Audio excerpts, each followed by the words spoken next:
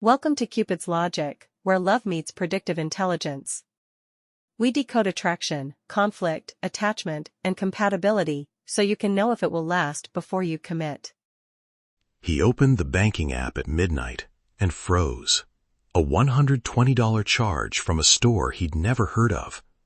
One line item rearranged the calm at their kitchen table for a week. Welcome to Cupid's Logic. I am your host, Craig Pruitt.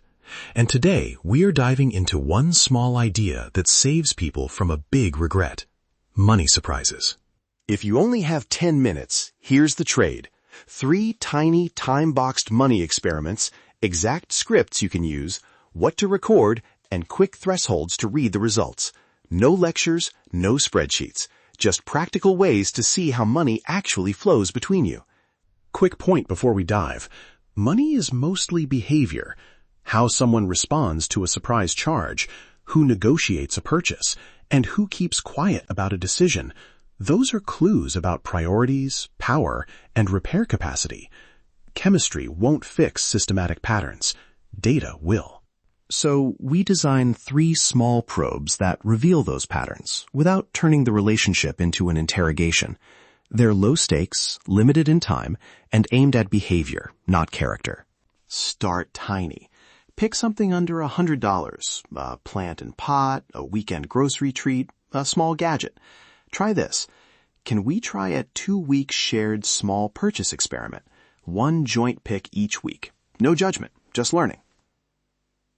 Watch who volunteers, who checks in, and who makes choices without asking. If someone reflexively says no or consistently steamrolls choices, that's information about negotiation and respect. Threshold for this test: refusal to participate is a caution light. Repeated unilateral picks are a pattern worth discussing. If the experiment ends and both say, "That felt fairer," that's a green flag you can build on. Next, test how your partner handles surprises. Not the price, but the intent. Agree on a modest surprise budget you both can afford, say $30 to $75, and each get 2 surprise moments over a month. Say, let's do a 2 surprise test each this month, under X dollars. No permission required. It's a test of intuition and generosity. Here the signal is emotional. Did the surprise land as thoughtful or defensive? Did it feel like a sincere attempt to tune in, or like a quick apology in cash? If surprises read as manipulative, that matters more than the sticker price. Threshold. If a surprise consistently creates confusion or feels like currency used to avoid repair, treat that as a yellow flag. If surprises show growth in attention and timing, that's a green flag worth noting. Finally, run a household split trial. Pick a recurring item, groceries, takeout, or utilities, and try 2 methods for 2 to 6 weeks, 50-50, proportional to income, or chore credit offsets. Open it like this. Let's run a 2-week split trial and see which method feels fair and sustainable. This one surfaces long-term fairness. Notice who tracks costs, who avoids the math, and whether chores and money map to energy, not just numbers on a spreadsheet.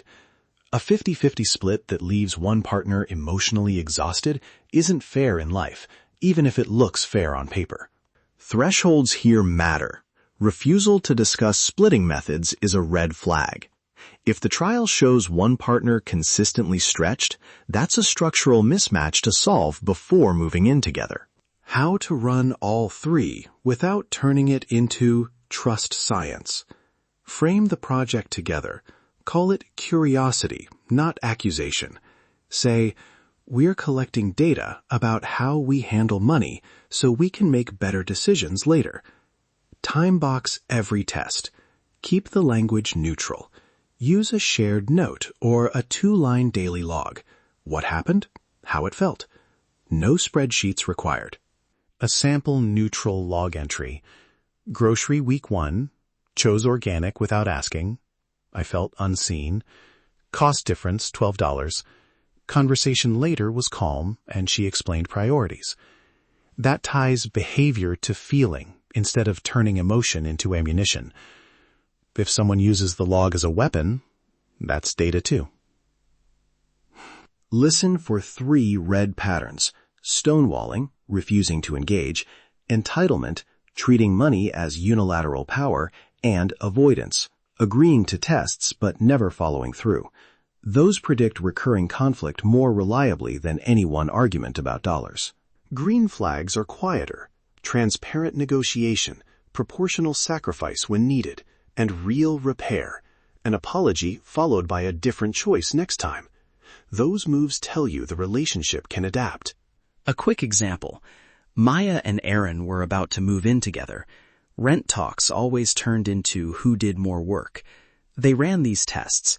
The shared small purchase test revealed who assumed we meant their preference. The surprise test showed times when a gift covered for avoidance.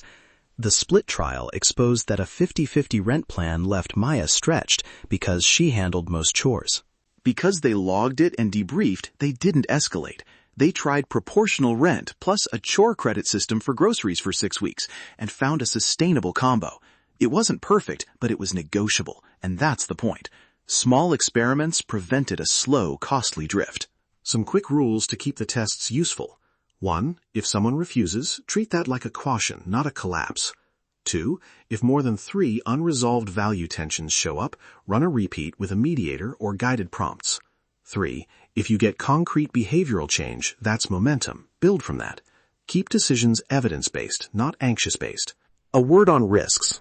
Introduce these tests clumsily, and they will read as mistrust.